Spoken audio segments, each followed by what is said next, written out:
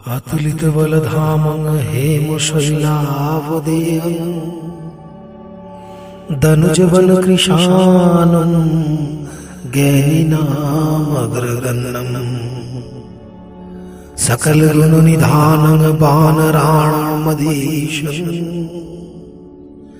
रघुपति प्रियभक्तं वातजातं नमामि। ओम हनुमते नमः। राधे राधे बंधुरा, आशा करी बालाजिर कृपाय आपनारा सकलेई बेश भालो आछेन। आमी आपनादेर बंधु आचार्य कौशिक आबारो हाजिर आपनादेर निजेर चैनल অ্যাস্ট্রোদির সাথে उपस्थापित मासिक राशिफल भिडियोते। प्रथमेई आजकेर এই প্রতিবেদনে আপনাদের অনেক অনেক স্বাগত, অভিনন্দন এবং ভালোবাসা জ্ঞাপন করছি। আজকের এই প্রতিবেদনে আলোচনা করব কন্যা রাশি ও কন্যা লগ্নের জাতক জাতিকাদের মে 2024-এর প্রতিটি বিষয়ের বিস্তারিত রাশি ও লগ্ন ফল। তার সাথে সাথে আপনাদের বলবো এমন কিছু টোটকা বা টিপস যেটি নিয়ম মতো পালনে আপনারা অনেক সুফল অর্জন করতে পারবেন। তার আগে আপনাদের কাছে একটা ছোট্ট অনুরোধ, আপনারা যদি এই চ্যানেলে প্রথম এসে থাকেন তবে চ্যানেলটিকে সাবস্ক্রাইব করে পাশে থাকা বেল আইকনটিকে ক্লিক করে দেবেন এবং এই পরিবারের সদস্য হয়ে যাবেন, যাতে জ্যোতিষ সম্পর্কিত নানা প্রকার সঠিক ও নির্ভুল তথ্য আপনারা সবার আগে জানতে পারেন। তো আসুন প্রবেশ করি আজকের মূল আলোচনায়।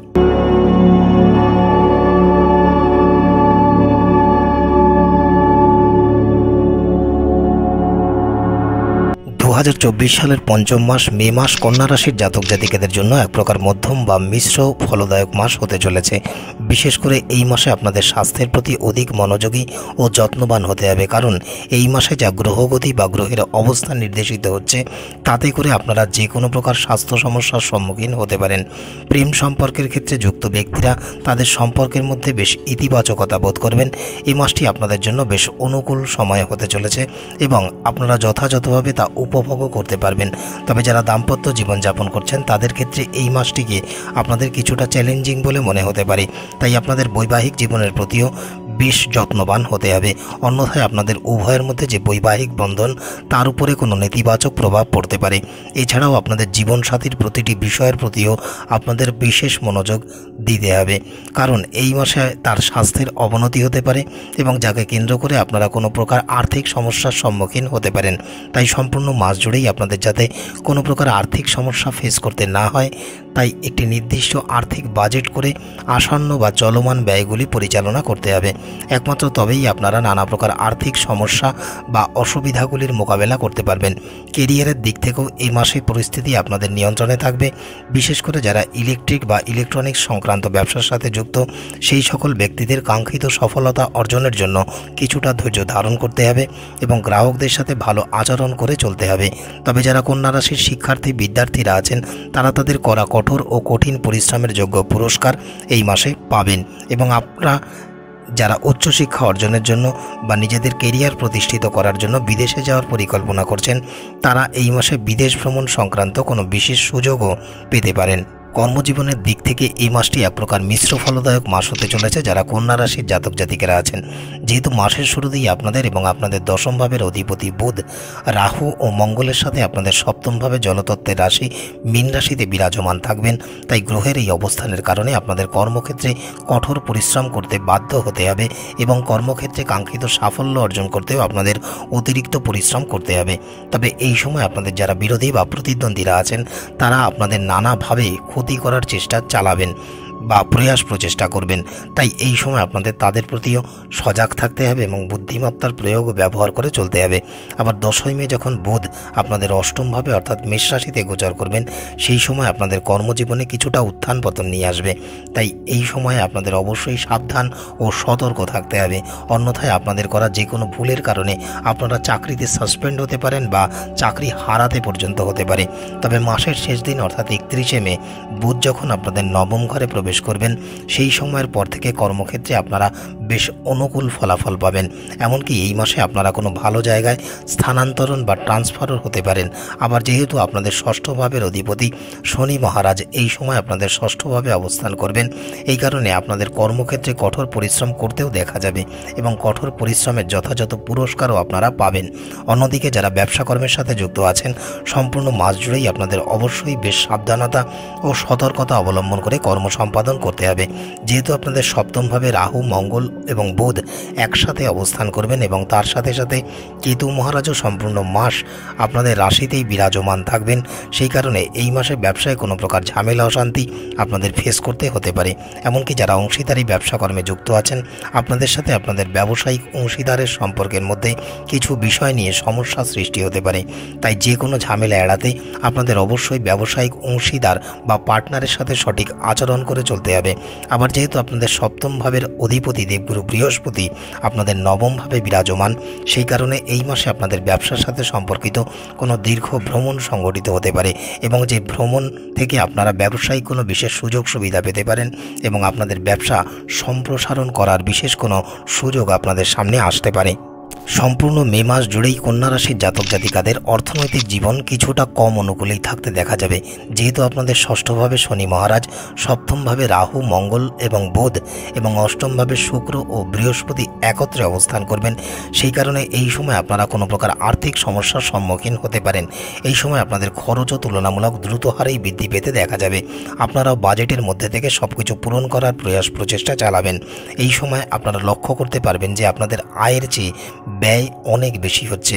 তাই আপনারা যদি আপনাদের ব্যয় নিয়ন্ত্রণে রেখে চলতে পারেন, তবে আপনারা তেমন বড় কোনো আর্থিক সমস্যার সম্মুখীন হবেন না বললেই চলে। আবার যেহেতু আপনাদের দ্বিতীয় ভাবের অধিপতি শুক্র মাসের শুরুতে আপনাদের অষ্টমভাবে অবস্থান করবেন, সেই কারণে এই সময় আপনারা কোনো গোপন কর্মকাণ্ডে অর্থ ব্যয় করে শারীরিক বা মানসিক তৃপ্তি বা সুখ খোঁজার চেষ্টা করতে পারেন। তবে 19শে মে শুক্র যখন আপনাদের নবমভাবে প্রবেশ করে দেবগুরু বৃহস্পতির সাথে সংযুক্তি ঘটাবে, সেই সময়ের পর থেকে আপনারা আপনাদের জীবনে কোনো বিশেষ আর্থিক লাভ পেতে পারেন। এই সময়ে আপনাদের অর্থ বিনিয়োগের প্রতি আগ্রহ বৃদ্ধি পেতে দেখা যাবে।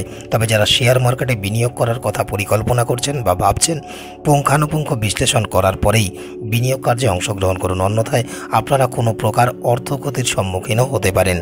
স্বাস্থ্যের দিক থেকেও এই মাসটি আপনাদের জন্য তেমন খুব একটা অনুকূল হবে না বললেই চলে। যেহেতু বুধ তার দুর্বল রাশি মীন রাশিতে রাহু এবং মঙ্গলের সাথে একত্রে অবস্থান করবেন, যার ফলে এই মাসে আপনাদের স্বাস্থ্যের আকস্মিক অবনতি ঘটতে পারে। সুতরাং এই মাসে আপনাদের নিজের স্বাস্থ্যের প্রতি অতিরিক্ত যত্ন নিয়ে চলতে হবে। বিশেষ করে এই সময় যদি আপনারা আপনাদের দৈনন্দিন রুটিনে হাঁটা বা ব্যায়ামকে অন্তর্ভুক্ত করতে পারেন, তবে আপনারা বেশ সুস্থ থাকতে পারবেন। পাশাপাশি এই মাসে আপনাদের স্কিন বা ব্লাড রিলেটেড কোনো রোগের সঞ্চার হতে পারে এবং যেটি আপনাদের বিরক্তির কারণ হয়েও দাঁড়াতে পারে।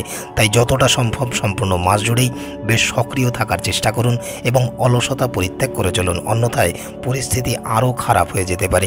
তবে যাই হোক, মাসের শেষার্ধে আপনারা আপনাদের স্বাস্থ্যে ধীরে ধীরে বেশ সুস্থ সবল ও সতেজতা অনুভব বা বোধ করতে পারবেন।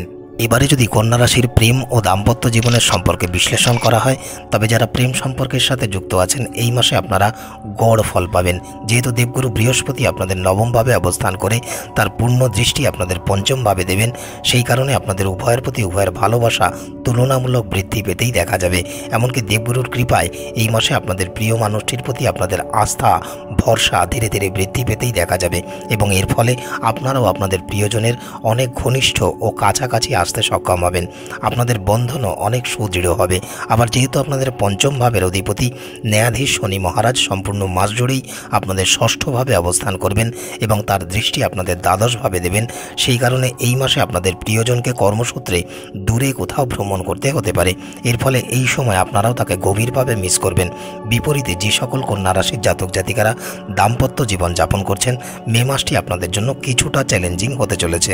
যেহেতু সম্পূর্ণ মাস জুড়েই আপনাদের রাশিতে কেতু মহারাজ এবং অষ্টমভাবে অন্যান্য গ্রহ যেমন রাহু, মঙ্গল ও বুধ এবং নবমভাবে ভগবান সূর্যনারায়ণ ও শুক্র একত্রে অবস্থান করবেন এবং সকলের সম্মিলিত দৃষ্টি আপনাদের সপ্তমভাবে থাকবে। এই কারণে এই সময় আপনাদের স্বামী অথবা স্ত্রীর মধ্যে অহংবোধ জাগ্রত হতে পারে এবং যাকে কেন্দ্র করে উভয়ের মধ্যে কোনোরূপ দ্বন্দ্বের সূচনা হতে পারে। তাই এই মাসটি কন্যা রাশির জাতক জাতিকাদের জন্য বেশ চাপযুক্ত বৈবাহিক জীবন হতে পারে। তাই আপনাদের ধৈর্য ধারণ করে যে কোনো কঠিন পরিস্থিতির সঠিক মোকাবেলা করতে হবে, অন্যথায় এই সমস্যাটি বড় আকার ধারণ করতে পারে। যাই হোক, যেহেতু দেবগুরু বৃহস্পতি আপনাদের নবমভাবে অবস্থান করে আপনাদের রাশিতে দৃষ্টি দেবেন, সেই কারণে আপনাদের জীবনে যত প্রতিকূলতাই আসুক না কেন, যত চ্যালেঞ্জই আসুক না কেন, আপনারা সফলতার সাথেই সেই সমস্ত চ্যালেঞ্জিং সিচুয়েশন থেকে বেরিয়ে আসতে সক্ষম হবেন। তবে 10ই মে বুধ যখন মেষ রাশিতে গোচর করবেন, সেই সময়ের পর থেকে পরিস্থিতি উল্লেখযোগ্য উন্নতি হতেই দেখা যাবে। পারিবারিক জীবনের দৃষ্টিকোণ থেকে এই মাস কন্যা রাশির জাতক জাতিকাদের এক প্রকার মধ্যম বা মিশ্র ফলদায়ক মাস হতে চলেছে। তবে আপনাদের নিজেদের আচরণে নিয়ন্ত্রণ রাখতে হবে। এই সময় আপনারা অতি সহজেই আপনাদের মেজাজ হারিয়ে ফেলতে পারেন, যার ফলে আপনাদের পরিবারের সদস্যরাও বেশ বিরক্তি অনুভব করতে পারেন এবং পারিবারিক পরিবেশ বিনষ্ট হয়ে পড়তে পারে। তবে যেহেতু আপনাদের চতুর্থ ঘরের অধিপতি দেবগুরু বৃহস্পতি আপনাদের নবম ঘরে বিরাজমান, সেই কারণে এই মাসে আপনারা পরিবারের সাথে কোনো তীর্থযাত্রার ভ্রমণ বিষয়ে পরিকল্পনা গ্রহণ করতে পারেন। আপনার উপর দেবগুরু বৃহস্পতির সুপ্রভাবের কারণে এই সময় আপনারা বেশ ভালো পারিবারিক সিদ্ধান্ত নিতেও সক্ষম হবেন। আবার যেহেতু দৈত্যগুরু শুক্রাচার্য এবং ভগবান সূর্যনারায়ণ আপনাদের অষ্টমভাবে অবস্থান করে আপনাদের দ্বিতীয় দৃষ্টি দেবেন, সেই কারণে এই সময় পরিবারের সকল সদস্যরা একে অপরকে বেশ সম্মান করে চলবেন। পারস্পরিক সম্প্রীতি বজায় থাকতে দেখা যাবে। তবে তাদের মধ্যে কোনো কারণে অহংকারের বা অভিমানের জন্ম নিতে পারে এবং এই কারণকে কেন্দ্র করে কোনো প্রকার দ্বন্দ্ব হওয়ার আশঙ্কা রয়েছে। তবে সামগ্রিকভাবে পরিস্থিতি আপনাদের নিয়ন্ত্রণেই থাকতে দেখা যাবে। তবে ভাই বোনের আচরণ আপনাদের কিছুটা বিরক্তির কারণ হয়ে দাঁড়াতে পারে। এমনকি এই মাসে তাদের হঠাৎ অসুস্থ হয়ে পড়ার আশঙ্কা রয়েছে বা তারা স্বাস্থ্য নিয়ে কোনো প্রকার সমস্যায় পড়তে পারেন। তাই এই সময় আপনাদের তাদের স্বাস্থ্যের প্রতিও বিশেষ যত্নবান হতে হবে। গ্রহের অশুভ প্রভাব ও নানা প্রকার বাধা বিপত্তি থেকে পরিত্রাণ পেতে কন্যা রাশির জাতক জাতিকারা প্রতিদিন ভগবান বিষ্ণুর চরণে তুলসী নিবেদন করে পূজা অর্চনা করুন। মাসের প্রত্যেক শুক্রবার করে গোমাতাকে আটার রুটি ও গুড় খাওয়ান। প্রতিদিন স্নানের পর 108 বার করে বুধের বীজ মন্ত্র ওং ব্রাং ব্রিং ব্রৌং স বুধায় নামাহা এই মন্ত্রের জপ করুন এবং প্রতিদিন অবশ্যই নিয়ম করে হনুমান স্তবাদি ও হনুমান চালিসার পাঠ করুন। যদি এই উপায় বা উপাচারগুলি আপনারা সঠিকভাবে পালন করতে পারেন, তবে আশা করি আপনারা বেশ ভালো ফল পাবেন এবং এটি আপনাদের জন্য অনেক উপকারী হবে। আজকের মতো এতটুকুই। মে মাস আপনাদের খুব ভালো কাটুক এই শুভকামনা রইল। দেখা হবে অন্য কোনো প্রতিবেদন নিয়ে। ততক্ষণ স্ক্রিনে আসা এই প্রতিবেদনগুলি আপনারা দেখতে পারেন। ভালো থাকবেন, সুস্থ থাকবেন। বালাজির কৃপা সর্বদাই আপনাদের উপরে বর্ষিত হোক। রাধে রাধে। ওম নমো হনুমতে রুদ্রাবতারায় দীপদানব ঋষিমুনিরদায় রামদূতায় স্বাহা।